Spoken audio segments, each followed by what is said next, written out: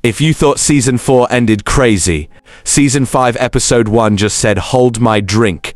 The first scene has Tommy literally carrying Madam through the hospital screaming for help, while Blue is out here saying Madam ain't nobody's victim. And from there, it gets absolutely wild. Welcome back to the channel. This is no spoilers, and today we are breaking down all the Queen's Men Season 5 Episode 1. If you haven't watched it yet, go watch it right now. Let's get into it. So, the episode opens with Madam's bodyguard, Tommy, literally carrying her limp body into the hospital, screaming for help. The doctors are asking for basic information, victim's name, standard procedure. And Blue is out here like, no, Madam ain't nobody's victim. Calm down. That's the energy. That's the whole vibe right there. Tommy is broken, he's in tears. But Blue is locked in. Tommy immediately asking the doctors where they're taking Madam, because with the situation they're in, she needs 24/7 protection. The doctors say ICU, and that's where we are. Madam's life is literally hanging by a thread. The final season just opened with a bang. But here's where it gets interesting. Cut to Miss Tandy, the mayor of the city. She's on the couch looking sexy, and she gets a notification that Marilyn DeVille, local entrepreneur and owner of Club Eden, has been shot in her office. Oh my god, that's terrible. Look at Miss Tandy's reaction. She sits up, looks at her gun on the nightstand, and literally examines her bullets. I need you to understand what we're watching here. This is not a coincidence. This is deliberate. She's checking her bullets. Is she checking to see if one is missing? Is she confirming she did it? Why are you looking at your gun the second you hear Madam got shot? Then Quincy comes in and he asks if she's awake.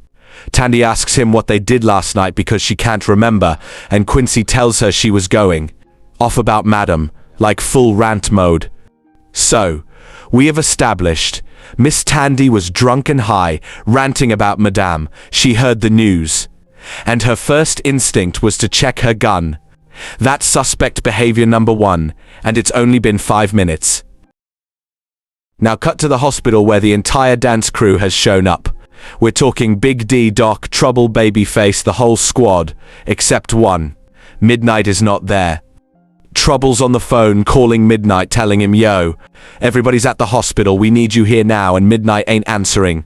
Voicemail straight. At the hospital there's a whole vibe happening.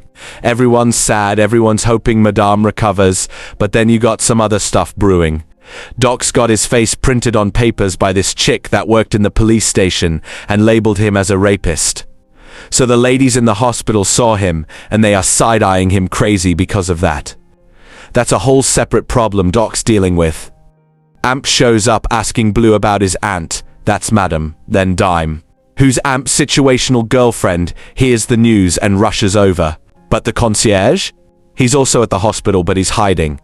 He's somewhere in the hospital avoiding the smoke and observing because guess what? He's probably a suspect. And then Detective Davis walks in. And the way she's asking questions? She is not sad. She is relieved. This woman is basically thinking, finally, that's not the face of someone investigating a crime they want to solve. That's the face of someone hoping their problem goes away. Okay, so Big D is in the hospital talking about deep stuff, pregnancy, death, life, having this whole philosophical moment, and Dime's face changes. Like she physically reacts to this conversation in a way that's suspicious. Dime is pregnant, unsure if the father is Amp or Big D. When Big D mentions pregnancy in front of the crew, she panics. The secret isn't ready to come out, and that tension will fuel the season's drama, this season. Later on, after the crew leaves the hospital, Dime faints right there. They get a doctor to check her out. The doctor straight up tells her that fainting at this stage is normal, and she needs to start taking prenatal vitamins. Amp is standing right outside listening to the whole conversation.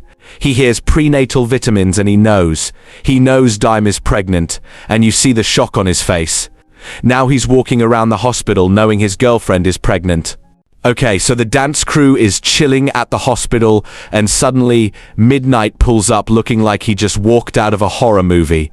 He's stabbed. He's bleeding all over the place in his singlet, stumbling toward the crew covered in blood.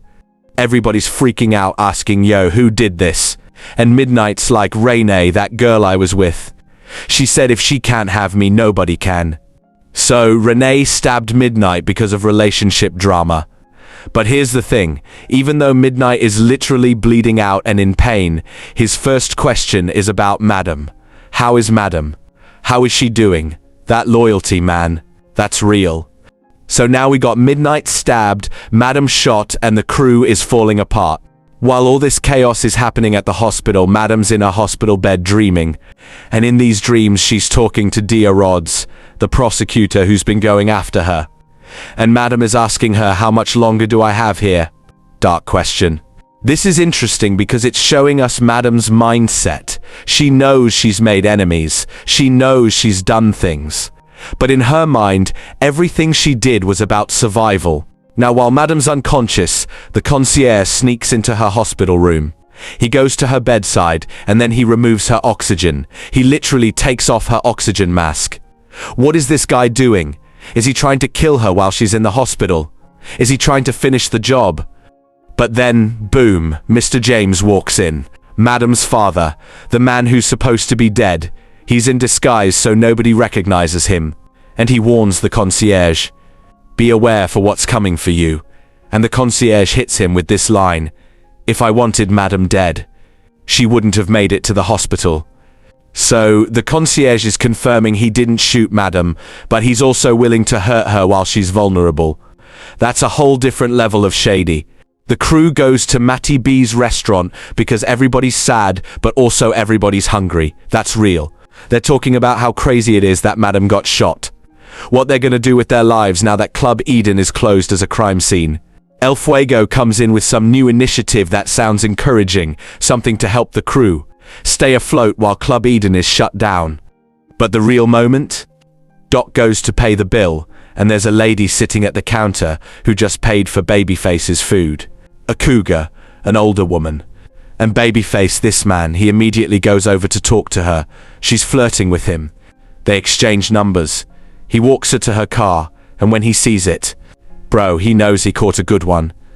This is the energy the show needs right now because the whole vibe is dark. Babyface catching a new woman is comedy. But it also shows that even in the worst times, these characters are still living. They're still out here doing their thing. Now back to Miss Tandy because this is getting suspicious. She's at home and she's panicking. She's trying to remember what happened the night before. She literally can't remember her own actions. And then she gets a call from Detective Davis telling her to come to the police station. Before she leaves, she hides her gun. She takes that gun and she hides it where nobody can find it. Why are you hiding your gun if you didn't have anything to do with this? And then, and this is important, Quincy starts looking for that gun. He's searching for it.